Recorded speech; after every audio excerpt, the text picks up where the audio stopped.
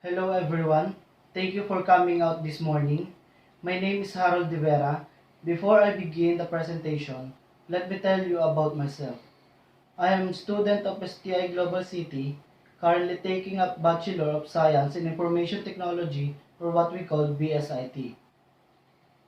Having increased time in children has positive and negative effect. Over the past few years, technology has become integrated into the classroom to enhance the learning experience for children. Technologies such as smartboards, document cameras, Apple TVs, and even 3D printers are now incorporated into educational lessons to boost collaboration and engage students in the learning process. With increased collaboration in the classroom, teachers and students have increased creativity and project-based learning opportunities that make academic instruction more meaningful.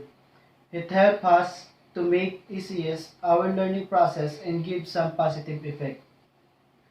According to the study of JAMA Pediatrics, found that children and adolescents who use media before bed were 2 times more likely to not get enough sleep at night.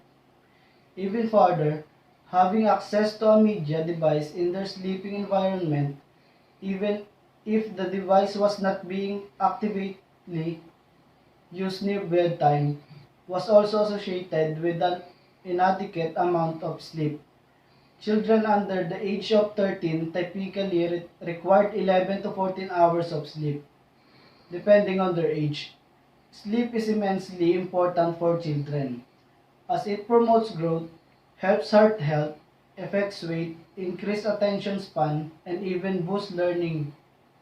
However, when children do not get the proper amount of sleep each night, these ever important qualities can suffer. Maybe some of us here has a kid or children, maybe our nephew or cousin. So, how we avoid the increased time for our children? According to the American Academy of Pediatrics, discourages media use except for video chatting by children younger than 18 to 24 months. If you introduce digital media to children ages 18 to 24 months, make sure it is high quality. Avoid solo media use.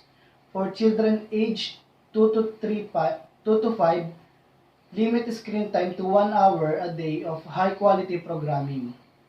As your child grows, a one-size-fits-all approach those networks as well.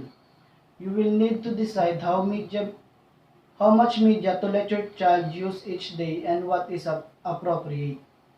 Consider applying the same rules to your child's real virtual environment. In both, play with your child, teach kindness, be involved, and your child's friends, and what your child does with them. Also, keep in mind that the quality of media your child is exposed to is more important than the type of technology or amount of time spent. Why important teaching appropriate behavior to them? Online relationship and social media have become major part of adolescents' life. Experts suggest that it is okay for your teen to be a part of this world if he or she understands appropriate behavior. Explain what is allowed and what is not, such as sexting, cyberbullying, and sharing personal information online. Teach your child not to send or share anything online that he or she would not want to enter world to see for eternity. No matter how smart or mature you feel your child is, monitor his or her online and social media behavior. Your child is bound to make mistakes using media. Talk to your child and help him or her learn from them.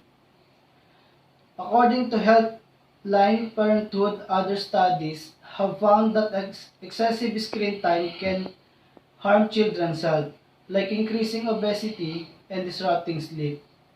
They found that when teenagers viewed their Instagram feed, the reward system of their brain activated. Bagot and others believe that the electronic devices can stimulate the release of dopamine, a brain chemical involved in cravings and desire. So what is dopamine? Dopamine is a neurotransmitter, one of those chemicals that is responsible for transmitting signal between the nerve cells or neurons of the brain. Another recent study found that teens who use electronic media at night are more at risk for sleep disturbance and symptoms of depression. Cutting back on screen time may relieve some of these symptoms.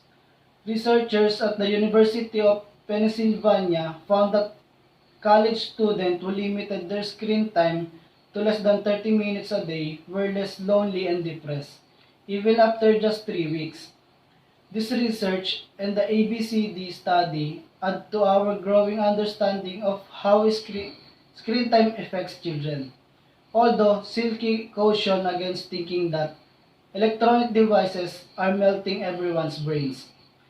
For the parents concerned about their children's screen time, we have some guidelines and suggestions here.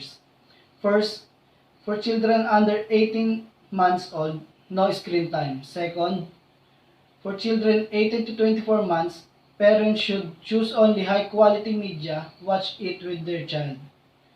Third, for child 2 to 5 years old, less than 1 hour per day of high-quality programming is recommended, with parent watching along.